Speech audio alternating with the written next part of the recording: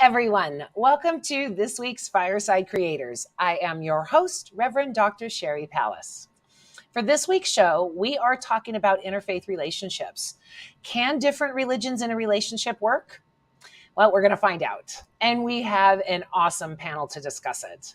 Please remember to keep all comments and questions related to the show topic and that this is a safe space.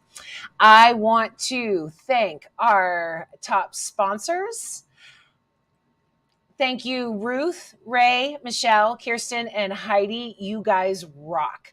If you would like to support the show, you can go to sheripallas.com. And for as little as $3 a month, you can have after show access, all this really cool stuff, and support the show too. So I thank you for that in advance. If you are joining us, I look forward to all of your comments and questions. If you're watching on YouTube, please hit that like and subscribe. If you're on Facebook, grant StreamYard access so we can see your name when you have a comment or a question. Thank you all in advance, and thank you for welcoming us into your home and joining the conversation. I appreciate you all.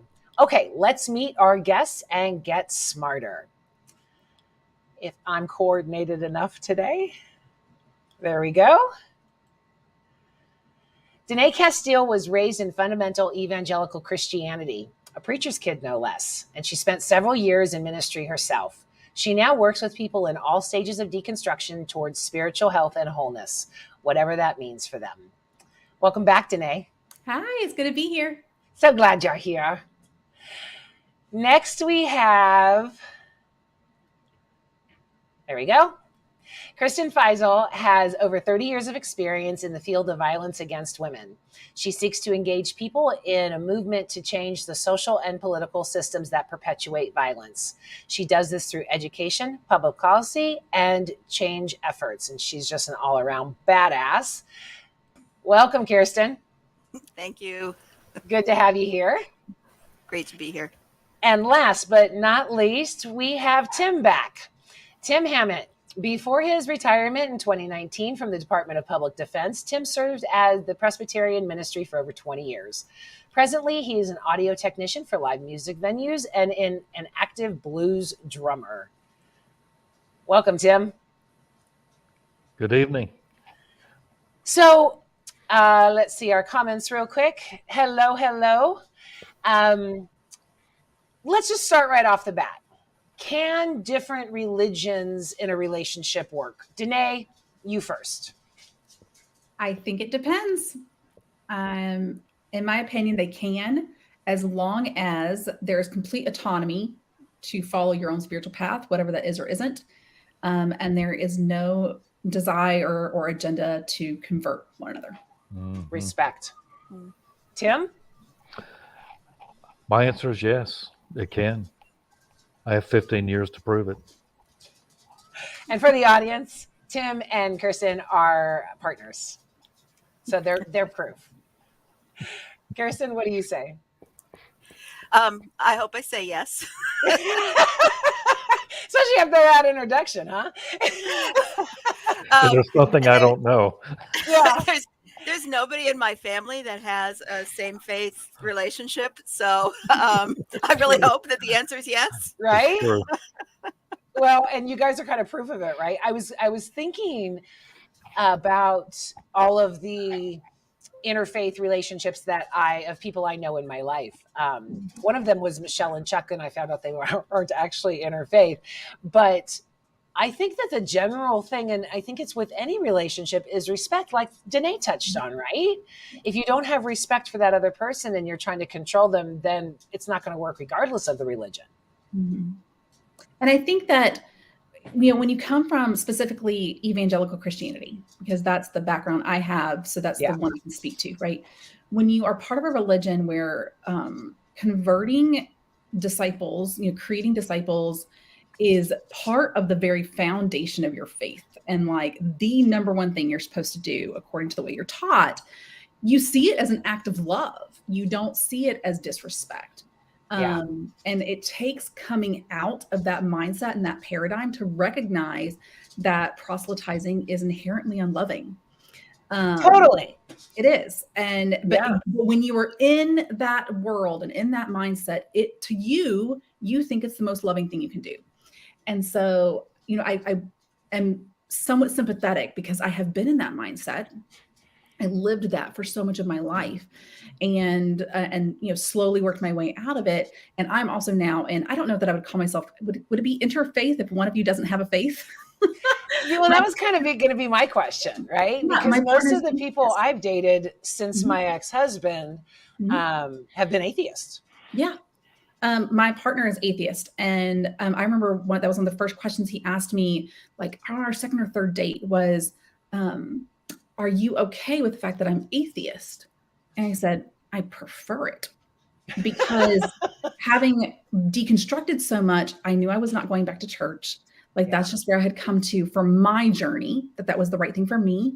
I had started kind of exploring what I call eclectic spirituality, which is where, for me personally, I blend Christianity and paganism and, other practices into my own unique spiritual path. Right.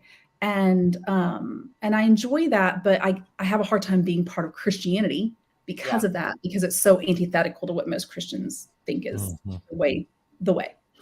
And so for me, I preferred it because then there was no religious baggage from his end. He was never grown up religious. We couldn't trauma bond over that. Because he was already just very much, you do you, I'll support you in whatever you want, as long as you don't try to make me do it. And I was like, that sounds perfect. Yeah. I mean, respect in any relationship. Sorry, my dogs are going crazy. So respect in any relationship should be the foundation. And just knowing Tim and Kirsten, I mean, that level of respect between these two, I'm sorry, I'm talking about you like you're not even here, but you guys are one of the relationships that I just absolutely love because of the respect, because of the honor that you have with each other. So between the two of you, Tim, give a short background in your religious beliefs, and then Kirsten, yours. Oh, I'm not sure I can give a short one. A lot of my classical training in theology takes philosophy into serious consideration. And that is the study of pagan philosophers. That's number one. And I think that American Christianity, which is basically identified by evangelicals to this day, is really a religion that has not much of a background, and with all due respect, a lot of ignorance about what those that do not hold their beliefs, what they think they believe. A profound sense of no understanding whatsoever. Paganism has never scared me. I've never thought it was really a threat to Christianity. As a matter of fact, even in Augustine's view on the city of God, his treatise against paganism isn't so much as we want to tie them to the stake and burn them, because of the fact that a lot of Augustine's friends were pagans. He understood the way they thought. And so when I met Kirsten, none of this, I mean, she obviously was making sure that I did not fit the mold of evangelicals, thinking that, pagans were the danger to Christianity. But that was quickly dispelled, because it's just never been a concern of mine. Never has, and still isn't. So obviously, and I have profound respect for her beliefs, because I understand those beliefs to a great extent. Yeah, I was writing my book. I couldn't believe all of the slander against incense. And I mean, all throughout the Old Testament, it's like, you guys really had a big problem with incense because it was a competition, not because it was not necessarily an evil philosophy, or it was just competition for the crowd. And stop and think about how absurd that is to argue over incense. Right? And write books about it. It makes no sense at all. It makes no sense. Pardon the pun. It's just ridiculous. It's truly tribal. Kirsten?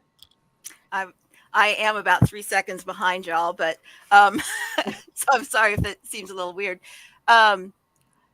The incense thing reminds me, I've always said I don't understand the difference between killing an animal, praying over it and eating it, or praying over an animal, killing it and eating it. It's still dead and you're still eating it. So Right. why does the order really matter? Because that's what happens with sacrifices. They're eaten. Not that I've ever sacrificed an animal, but I have enjoyed a steak. So with great relish. With great relish. My background. So my mother is Christian. My father is Muslim. He's Saudi. Grew up in both the United States and Saudi Arabia, and abandoned both paths and became pagan. So there you go. Wow. And I think that part of what was important for me in growing up and important for my parents was kind of this, I'll tell you what I believe, go ask the other parent what they believe, and then figure out what you believe. Right. And so that has always been the rule, the map that I have used with myself and relationships and everything else. And I think it is really important to figure it out for yourself and know what you believe. I think when you are secure in your beliefs, it's actually a whole lot easier to make an interfaith relationship work. Exactly. I think that's Because I'm not breeds so much. Yeah, because I don't feel the need to defend anything. I don't feel the need to argue over anything. I don't feel the need. It's like, I respect you and your conscience and your beliefs, and there's nothing I could say or argue or whatever that would suddenly go, woof, oh, wow, I've suddenly, that just isn't the real world.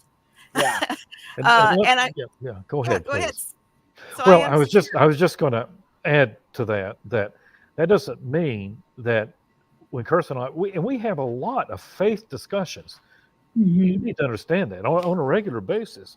I mean, she'll hear me go on for a half hour, but it's usually my reasoning and working through issues. It's not even to the point of arguing a point in order to make a point, or even to win a point, or to win her over. It has nothing to do with that whatsoever. And and she made a very important point in this, and that is, when you're comfortable in your beliefs, you have really no need to defend those beliefs. Yeah. I mean, you really don't. And so there's none of this evangelical proselytizing and causing that weird tension. I mean, Kirsten knows what I believe, and I will express how I've worked through my conscience on this. At the same time, I will listen. As a matter of fact, I think we should bring it up, the lecture that we heard about 3 weeks ago, which was profound. And this is one of her theologians that I listened with rapt attention. The guy was great. So anyway. He's talking about Ronald Hutton. There's a series that Gresham College has done recently with Dr. Ronald Hutton. He's a British professor, University of Bristol, I think. He's very much a scholar in European and especially British paganism. And I think it's important too, is that you, just as you are curious about, oh, you liked this movie, I'm going to sit down and watch this movie with you so I learn about you. Yeah. I learn what's important to you. It's the same thing. I want to share this thing that excites me, that's interesting, that's part of me. I want to share it with you because you're my partner. But it doesn't have to be your cup of tea. Yes. I mean, that can even go for Star Wars. Sometimes you watch a movie that you don't necessarily want to watch because your partner wants to watch it. Again, that's respect, that's honor, that's part of the relationship. That's supporting each other, right? Exactly. Yeah. I mean, that's one of my favorite things is we talk, so my partner grew up non-religious completely. And so he doesn't know a lot even about Christianity, which he's been surrounded by living in America, but he doesn't know a lot about it. And so he'll ask questions all the time just because he likes learning. He is not in the slightest interested in becoming a Christian or participating in any of it, which is totally fine with me, but he's curious because he likes to learn. Right. He likes to learn about me, my past, my current, beliefs. He likes to learn about just others and the way others will operate in the world. And I think that curiosity and the desire to learn is really important when it comes to interfaith, relationships, even beyond romantic and partnership relationships, but like, friendships and family. If you want to have close friendships and relationships with people who don't believe the same thing as you have to have that level of respect, which, is going to include that curiosity and, not arguing or defending, because I don't have any need to change your mind. Yeah, Right. only the insecure do that. I mean, really, it's the control, the proselytizing, the missionary work, all of those types of things. Thank you for that link. I will go ahead and put that in the Facebook and YouTube descriptions. Let Go ahead. me say too that we don't really change anyone's mind. No, People change just a their vision. own mind. Now, Yes. and I want to make a point here. In America, because of the heavy proselytizing, we have, and I'm using we in a very loose sense. Of we course. think we change people's mind, but really, people go along with that because they're afraid. They want to be a part of a group, and this is why you get so many people in the evangelical church that claim to have a conversion experience, but then all of a sudden, a few months later, they've been left with their conscience, and they just realize they don't believe this stuff, and then they drift off somewhere. That's because they never changed their own mind. We don't change anybody's mind. We can lay out the case. We can say, this is what I believe, and this is how I came to this belief system, but we don't change anyone's mind. I find the human conscience to be a fascinating feature of humanity, and something that the Enlightenment has brought about with high respect. And when we violate that conscience, we violate the person. Yeah. Well, I think that this is something I'm also really fascinated into, this phenomenon of how do we change our minds and why don't we change our minds? And when I started getting involved in social justice, I would be around other activists that were all atheist or of a religion other than Christianity. And so at the time, I still claimed only Christianity as my religion or spiritual path.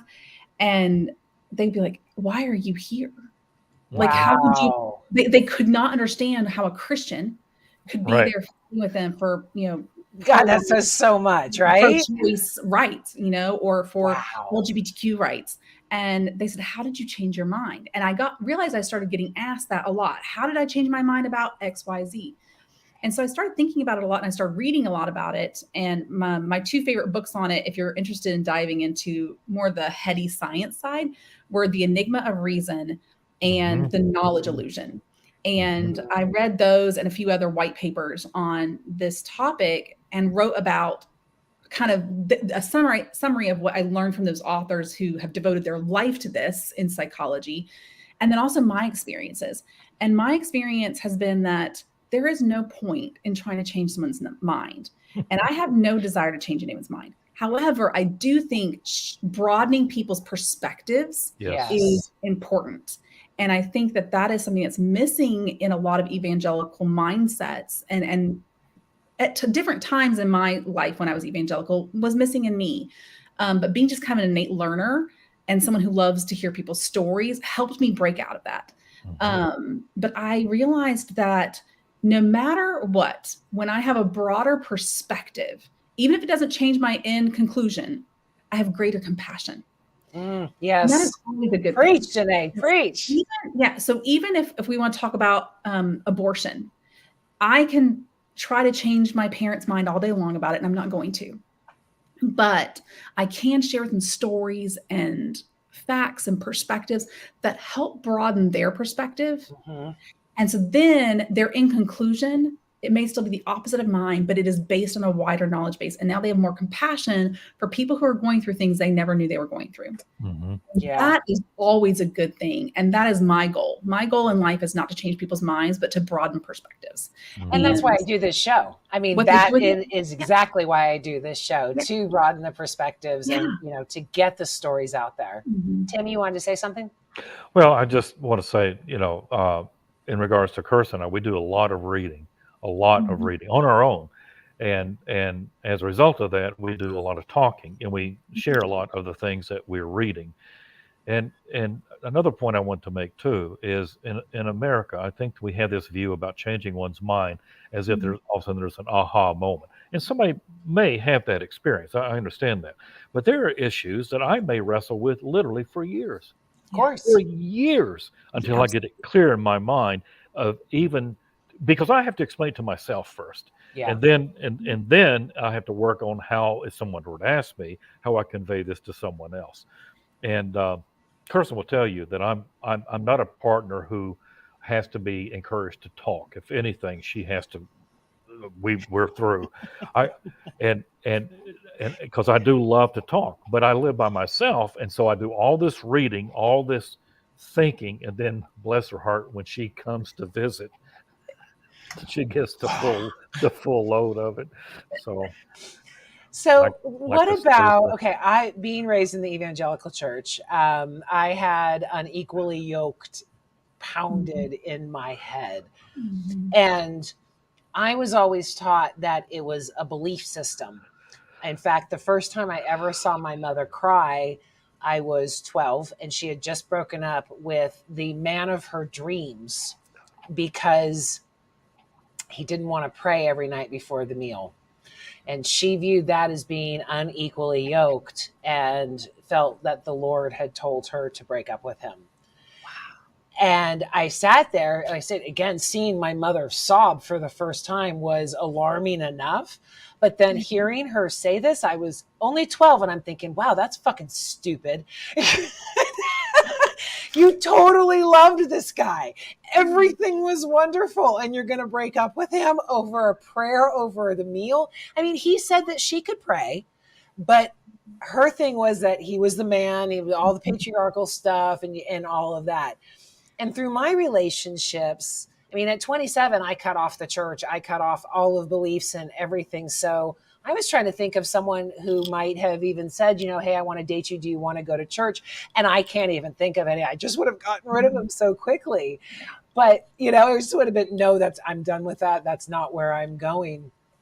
But to me, now unequally yoked means it can totally equate to my last relationship, different goals, different societal structures. I mean, all of the different things that we were. He was a Jew, but it was Jew in name only. And we didn't get along not because of our religion, but because of all of our beliefs. Mm-hmm. Everything that I was for, he was against. Everything that I wanted to do, he said no to. Mm-hmm. So when I see unequally yoked, that's the way I view it now, is having the same goals and dreams, not necessarily the same religions. Mm-hmm. What do you say about that? I think that's about compatibility. Mm-hmm. I think that's just a statement about compatibility. And so Tim and I might come to a conclusion, a value from different avenues. That's right. But we are arriving at the same place. Yeah, absolutely. So, for example, the sacredness of like the human conscience of individual rights and dignity. He might say, well, that's because we're made in God's image. That wouldn't be my explanation for it, but that is that sense of, for me, that's because we all contain some part of deity, which I would call a goddess, that we ourselves have a piece of sacredness in us, and we can see that sacredness in other people. So we come to this moral standing, this value in different ways, but we share it. Mm-hmm. And to me, that is key. Not so much. Yeah, those values. Process. I mean, we did not have the same values at all. Yeah. I broke up with him by saying, we don't work. Can we at least agree on that? We don't work. Yeah, like we could disagree about smooth or crunchy peanut butter. But one of my very first questions for Tim was, basically I said, if you can't support LGBT people, mm-hmm. then there's not even any point in having any future conversation. Right. Mm-hmm. Yeah. Like you are not allowed to hurt my family. Yeah. Nice. Yep. Nice. I think that, so this is something I thought a lot about after my divorce several years ago was, my ex-husband is a wonderful man. I always say 10 out of 10 recommend him to someone he's compatible with. But that's not me. And we spent 16 years together, not compatible, working really hard to stay together. And when you have children 4, 2, and 0 years old, it makes it a lot harder to work on it, and things will eventually fall apart. And so ironically, about the time that we got divorced was when we were really diverging in our religious and spiritual beliefs. And that didn't play a huge factor into our divorce. But afterwards, I remember thinking a lot about, so what do I want? What is compatible with me? What does work for me? Yeah. And I really boiled it down to core values. Is a huge one, which is what we've been talking about. What are your core values? And it doesn't matter how you arrive at them or why you have them so much or the ways that you manifest them. It's just, is that core value the same? And I also think when it comes to compatibility, it's a lot about overlapping to where, I love Venn diagrams. So I think a lot about how these may be your core values over here and these are mine, but we have a lot of overlap. I may have a few core values that you don't have. Like an example for me is taking care of the environment is a big dog deal to me. My boyfriend could care less. So like he does it for me, like, use less plastic and stuff like that, just because it matters to me, but he could care less for himself. So it's not a value we share. And that's a really big core value for me. But overall, most of our core values overlap. And, I think also, it's all the other things that you were saying, it's your goals, what you want your life to look like. It's your personality, it's your love language, it's all those different things. They don't have to be perfectly in sync, but they need to overlap. But when it comes to the faith and spirituality part, it's that core values, because that's really what religion speaks to, is what are your values and how do you live from them? Well, they're supposed to anyway, but a lot of those values are gone. Or the values, I think what we see a lot is that people value one thing, but they put a little mask over it and say, this is what I value. But when you take that little thin piece of, whatever off, what's really underneath it is something different. Fear, insecurity. And you talk a lot about being motivated by love. Power. Love is everything. Power, yeah. And so Christians will say that they are motivated by love and that their worldview is through love. But a lot of them is actually through fear. But they have a hard time recognizing that because they have this little thin veil over it that says love, but underneath it, what's really going on is fear. Well, and I think a lot of the relationships that I've had were still under that whole patriarchal umbrella, and me needing to be because the church said, in relationships, this is the way you're supposed to be. Yeah. And I kept trying to be that person and couldn't. Yeah. So, I think the foundation of especially American Christianity is one of trauma and all of that. So if you take on that and say, well, we have to go forward with that, then you're going to have a trauma-based relationship. I, for so many years, thought if someone screamed at me, that meant that they loved me. If someone fought with me, it meant that they cared, because of the way that I was raised and because of the religious influence on it. And the same goes for all religions. Not, when you have that patriarchal, not all religions, I would say Western, but when you have that patriarchal umbrella, there is a method of control. There is a method of convincing. There is a message of submission. And that's not healthy in any relationship. In classical Christian theology, there's what's called the semina verbi, which is the seed of the word, which was even recognized by Augustine among pagan philosophers and pagan practitioners. And so the whole idea is in the imagery that Paul uses there, and that's the reference that you're making as far as the unequally yoked. He also uses, I think, either before or after, how can light walk with darkness? And it's the whole idea is that if there's two animals, and what is their point and why they are yoked together? Well, it comes down to one point, and that's the planting of the seed and the harvest and the growth that will take place as a result of that. And if a life view is contrary to that, to where it becomes the two that are after each other, and the whole plowing of the field and the life and the growth and it is forgotten, then that is what the contrast between light and darkness. And I'm going to kind of bring this home a little bit. In evangelicalism, whenever there's a problem, and even a social problem, they'll say, well, they just need Jesus. I detest Satan's that.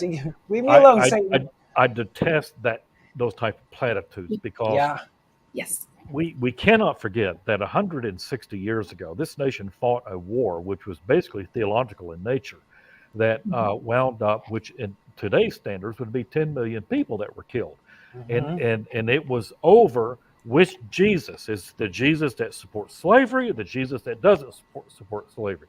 And I'm not making a ridiculous comment here. The volumes that have been written about that is amazing. And it was the whole idea was pretty much suppressed by war on the battlefield. But that's why we're seeing even this today. So it comes down even to relationships, because per capita within the evangelical church, you see divorces just as much as among those. Oh my God, so many. More. Divorce is fine in evangelical. So this whole platitude that we just need Jesus is a reused Band-Aid put over a serious problem. I find more light in Kirsten than I do 98% of the evangelicals that I rub shoulders with, and that can't be denied. And that's actually what ended up changing me spiritually and religiously, and like a lot of my beliefs was when I really started deconstructing was realizing that people who were not Christians or not the same kind of Christians as me or completely atheist, they were living a better life. Like they were more successful at life. And I don't mean like money. I mean like healthful. Like they were self-aware. They were growing. They were learning. All the things that I valued, self-growth and learning and autonomy and beauty. And they were living that life in a way that I didn't see Christians living. And I saw them doing more good in their world. Like, again, when I started getting into social justice activism, meeting so many people who were atheists and passionate about basically what in Christianity we would call being the hands and feet of Jesus in the world. Right. And I remember, I'll never forget the day I told my mom, I said, Mom, I learned more about what community should look like from my atheist activist friends than I ever learned in church. And I think it broke her heart. And I don't blame her for that breaking her heart, but it's true. It's true. I learned more about what it's supposed to look like to live like what Jesus said, and what it looks more like to live in some sort of church experience or communal, safe community from all of my friends outside of Christianity. And that was really compelling to me. And it didn't make me, hate God or stop believing in Jesus, but it radically changed my trajectory to where I only sort of still consider myself part Christian. And my belief in God is still there. My following of Jesus is still there, but I don't do it the same way I used to.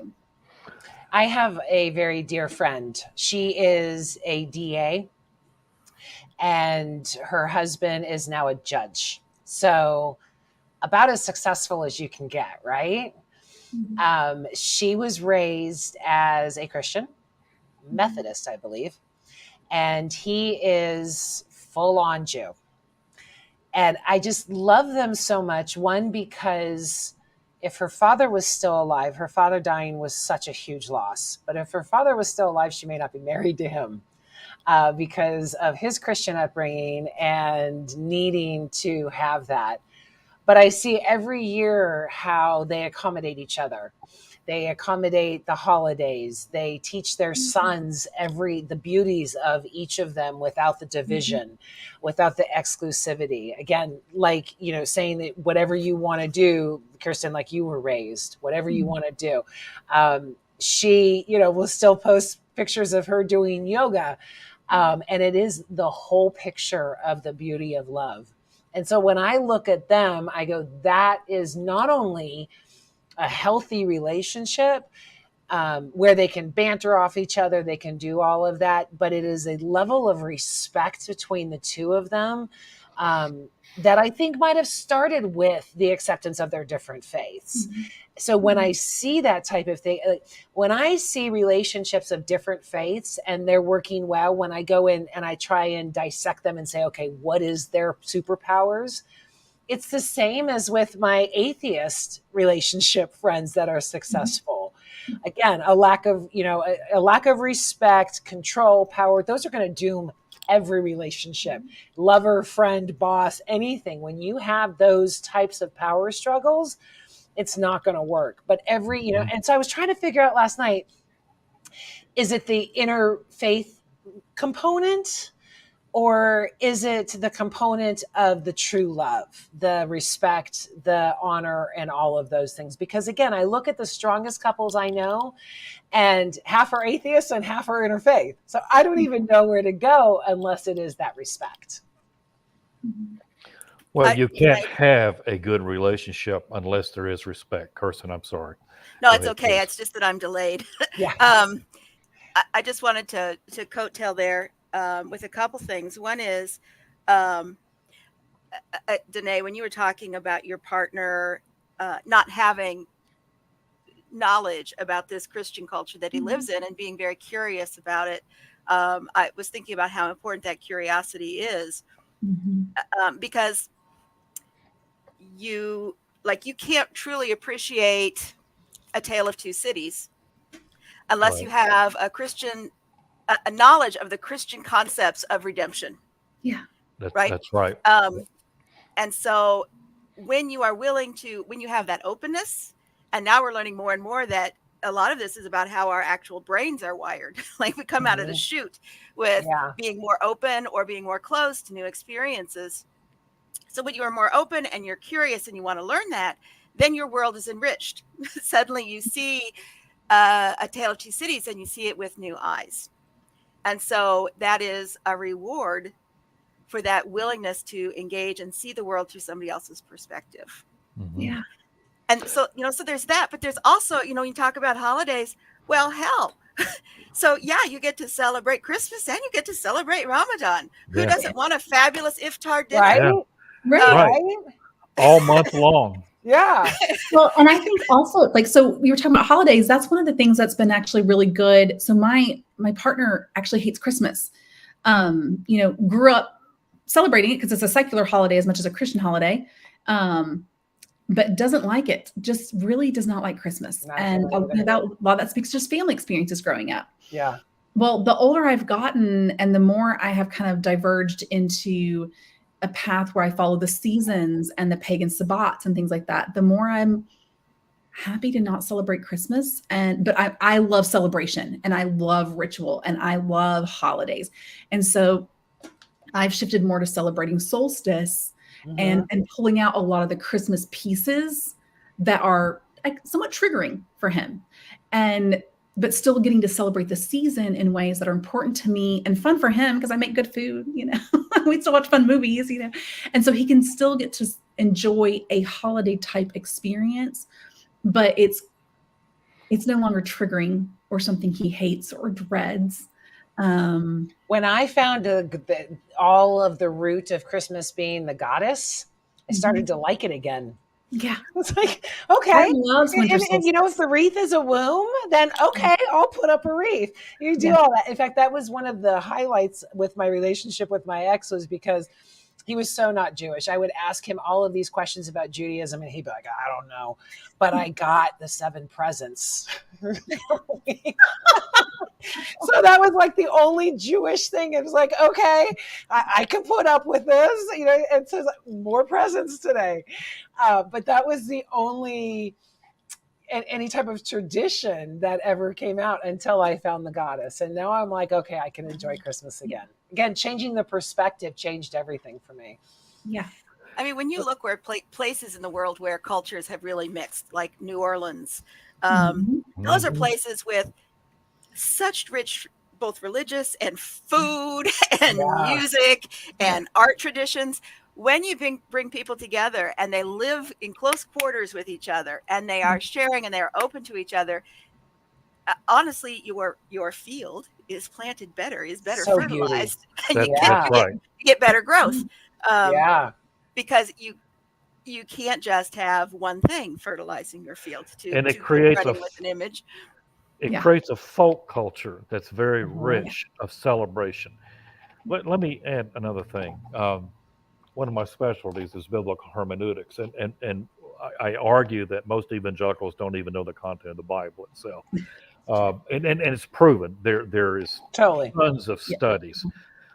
There is an account in Acts chapter 10, and you're talking about the apostles and their spreading of the gospel.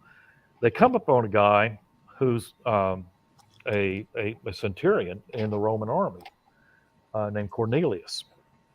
And I'm just going to, off the top of my head, quote the narrative here. Cornelius was not a Jew, but the narrative refers to him as a devout man who feared God, who gave alms with his household. So he was a family man. He practiced his religion. He was called one who feared God, and all these other things. So he wasn't going to the temple in Jerusalem. He wasn't going to the synagogue. This man was practicing pagan religion. And the narrative says he was a devout man who feared God. So what do you do with that? That really is something that evangelicals stumble over and cannot explain it. There is so much hypocrisy in the evangel. I mean, we can bring in the LGBTQ, we can bring in the divorces. I mean, my ex-husband was married 3 times. He got married to have sex. Right. And I'm like, so a commitment before God is, and then divorcing him is less of a sin than fornication. Right. And he was like, you know what? You're right. I wish I would have known this before. They never think about those things. Yeah, I mean, once you demonize the mind and say that you're full of shame and damaged, and don't trust your thoughts, don't trust your emotions, you get that types of belief. And I don't believe that any relationship can function like that. Again, even if it's a friendship, a lover, any type, when your beliefs are based on inconsistencies, lies, alterations, all for greed and supremacy and all of the foundations behind it, you're going to have insecurity, you're going to have religious insecurity, and you're going to be fighting with people constantly. If you let religion do what it's supposed to. If you just to put a little point on that. Okay, go ahead. I'll stop. Just to put a little point on that, those people are found in every single religion. Every single one. That is every single one. To keep in mind. We're not just talking about conservative Christians. You can find them in Islam. You can find them in neo-paganism. You can find them in Buddhism. They exist everywhere. The patriarchy is not white. The patriarchy is not American. Well, it's people who want to tell other people what to do. Yeah. And they don't know how to relate with you if you're not like them. And I think that's sad because it is sometimes a struggle to learn how to relate to someone who's different from you. But it's like Kirsten was saying earlier, it makes your life so much more beautiful when you have that diversity of thought, the diversity of experience, their stories. Like your life is enriched, to use her word.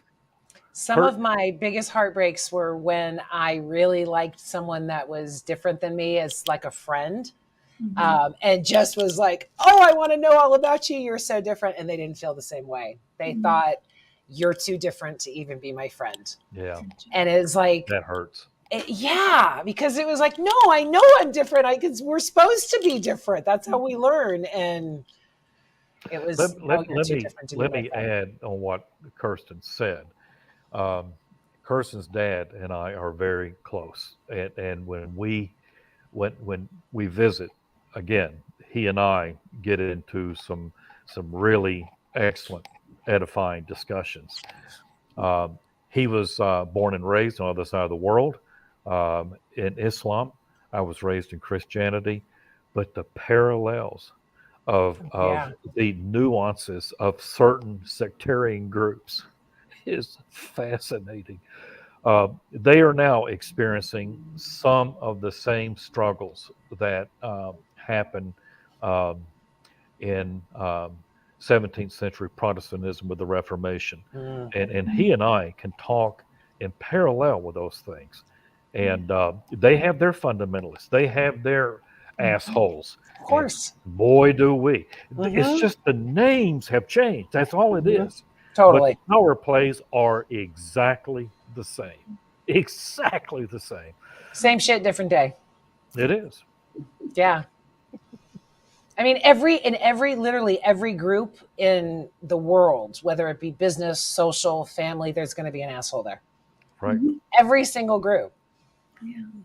And if you don't know who the asshole is, it's probably you. And I got to throw this in here, that politics that is wedded to religion always, without exception, poisons the well. That was mine and my Always. ex unequally yoked. That was, I mean, it was, again, two different goals. He wanted to be ruled. I wanted to be free. You know, it was those values, those types of values. It just didn't create a positive environment. It created a household of stress, of fighting. And I mean, I don't want to be in a relationship again. It was so bad. But, you know, it's like, you know, just, it had nothing to do with him being a Jew and me being a former Christian. Yeah. It was all about our different values, our different goals, the things that really meant things to us were completely different. Can I ask you a question, Danae? Sure. Talk to me about you and your partner having conversations about your kids in terms of your kids' beliefs, because I think that sometimes, you know, it's when two adults, whatever, but when the rubber kind of meets the road, you're thinking about, okay, what are my kids going to know? And what are my kids going to learn? So could you? Sure. So my partner doesn't have kids. Yep. So my partner doesn't have kids. So that takes, you know, that part off. And I have 3 young kids that are 5, 7, and 9. And they actually live full-time with their dad, and for a lot of reasons. And so their dad, my ex-husband, is still evangelical Christian, but he is always, I guess, as long as I was still in Christianity, he grew with me in what I would call more progressive Christianity. And so the church that he still takes my kids to every Sunday is the church that we ended up finding towards the end of our marriage together. And it is an evangelical church, but considering the fact that they live in a relatively small town, they live in Indiana. It's a very red area. It's very conservative. It's very rural and agricultural. This church was impressive to us because they are not affirming, but they are very welcoming. And they have people in leadership that are trying to move the church to becoming affirming, not just welcoming to the LGBTQ community. They are completely gender inclusive, which is unheard of really in that area, unless, you know, like the Methodist Church and, you know, the Episcopalians. And so that was a big deal. And they're big into social justice work, which I thought was really cool. And this particular church had become very interested in having conversations and trying to figure out how to do the work around racial reconciliation, in particular, around racial injustice. That's impressive. And so, especially in the area they live in, right? Yes. And I became very good friends with the senior pastor. They are still good friends with him. My kids adore him. I can actually bribe them, like, if you don't take your nap, we're not going to church tonight and you won't get to see Pastor Stacy. Like, yeah. So, I mean, they just adore him. So, you know, getting to have that kind of a church experience, I think, is really good for them. Where this is not the church experience where you're allowed to ask questions. You know, questions are not like, ooh, no. And that's good. So I think that's really good. I have a lot of confidence and thankfulness, a lot of gratitude for the fact that this is the church they attend on a regular basis. When they're with me, I will still sometimes will talk about God or Bible stories because I know that's what they get on a regular basis, and that's totally fine. There's a lot of really cool Bible stories and a lot of things they can teach us, but I also teach them chakras and different rituals we can do in nature, and I teach them the pagan sabbats without calling them that. And I'll never forget, my daughter was probably 7 or 8. My oldest is now 9. She was 7 or 8 at the time, and she was sitting with me at the park, and she said, Mom, I was telling Dad about the chakras, and I told him this is the third eye chakra. And he said, I don't believe in that. What? He said, I don't believe in that. Oh, okay. So she came to me. I don't think he said a whole lot more than that. He's not super confrontational, but he said, I don't believe in that. And so she came back to me and told me the story and said, well, that's okay. He doesn't have to believe in that. And you don't either. I said, but can we talk about one of the cool things about, one, learning different beliefs, and you get to decide what you believe, but 2, and so then I took it to the throat chakra, and I said, what do we learn about with the throat chakra? And I said, what are the things that we do to make sure our throat chakra is healthy? She goes, oh, we speak our truth and we express our emotions. And she started talking about the things that we do to keep this healthy. And I said, let's just say the throat chakra isn't a thing. Let's say it doesn't exist. Are those still important things to do? Yeah. She goes, yeah. I was like, it's just a way of teaching you.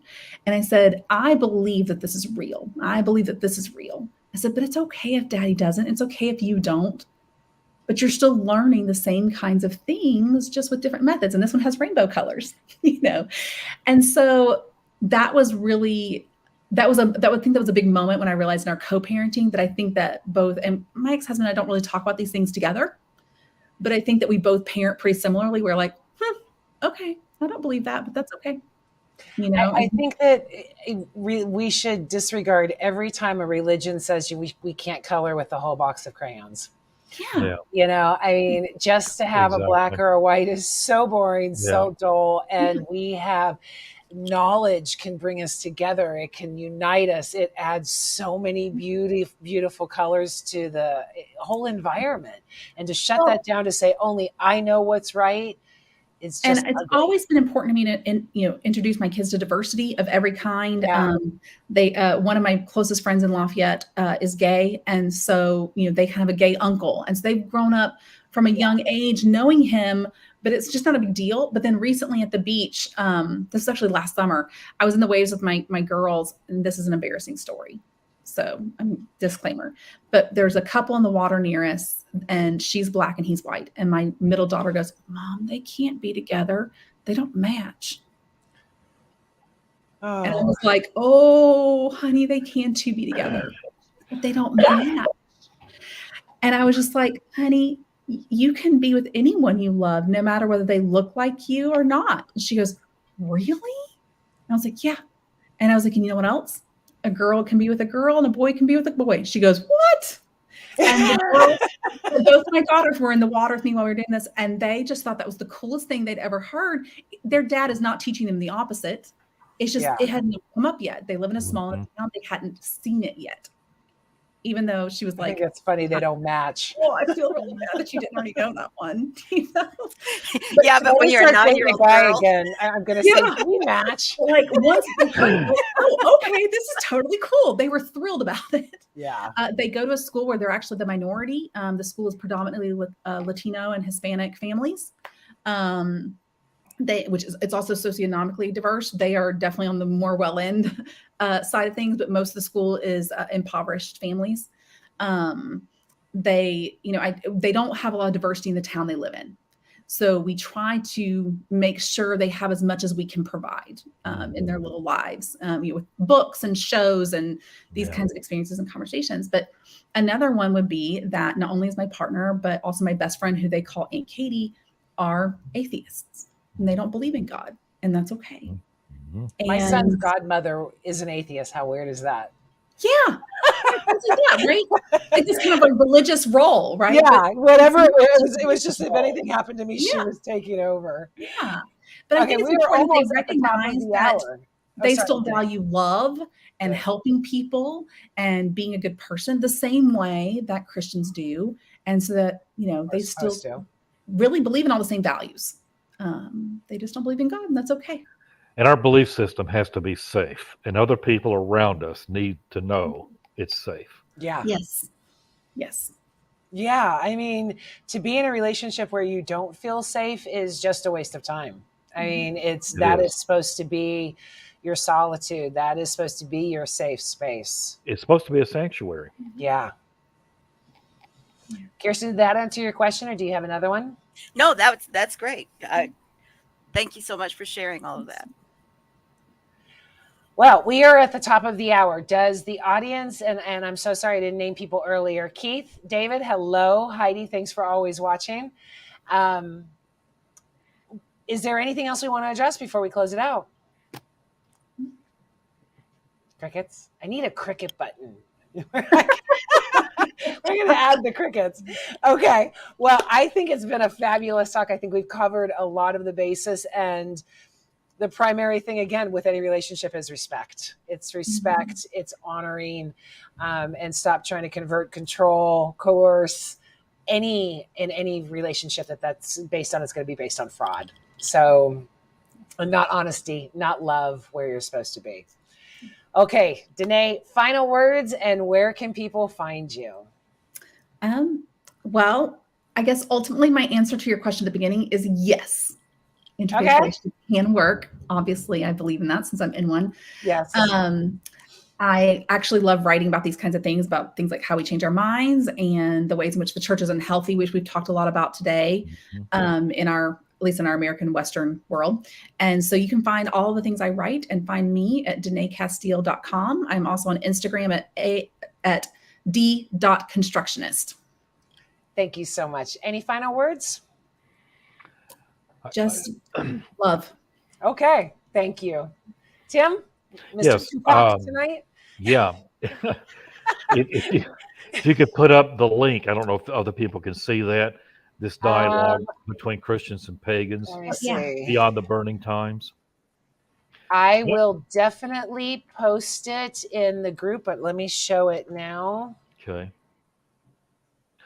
And I'm starting to write again. I'm starting just to put stuff up. It's a link to Dropbox, but it's on my feed and Facebook for anybody that's interested. And my interest is, again, what we're experiencing in regards to the train wreck of the political and religious wedding. That's, I believe, is the main issue of what is causing such chaos in our country today. And it's not something that has arisen in the last 6 years. It has been around for hundreds of years. And we need to have a national dialogue on these very things. They were fighting the Puritans when they were founding the country. Yep, even before that. Yeah. Thank you so much for your time, Tim. You're quite welcome. Kirsten, any final words, and where can people find you? Well, you can find me with my name on Facebook. You can Google me and find me all over the web in God knows where. Sometimes it's kind of scary to Google yourself, but there aren't any other Kirsten Faisels in the world. So if you find that, it's me. She's one of a kind. Yeah. Last words. I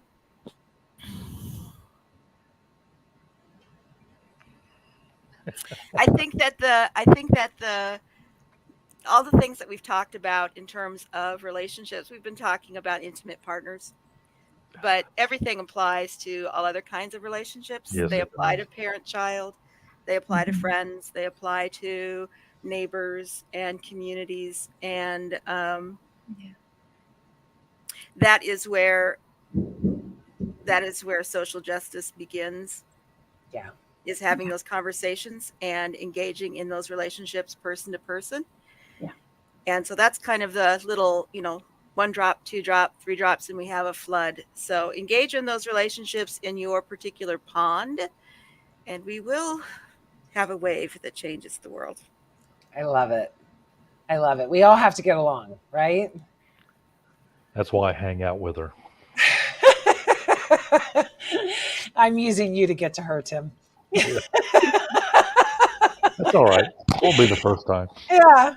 Well, thank you all so very much. I think it was a fabulous conversation. I'm going to send you backstage and close the show. Thanks again for being here. All right. Tupac. Well, I think that was phenomenal.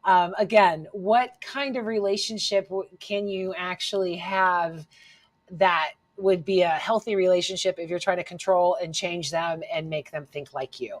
Honor people, respect them, and grow with them. That's kind of like the best thing ever, right? That's what life is about. I love learning new things. So thank you so much for our guest tonight. If you like the show, share it, subscribe, all that good stuff. Thank you so much. Have a wonderful week. And don't forget, walk in love. Mwah! See you next week.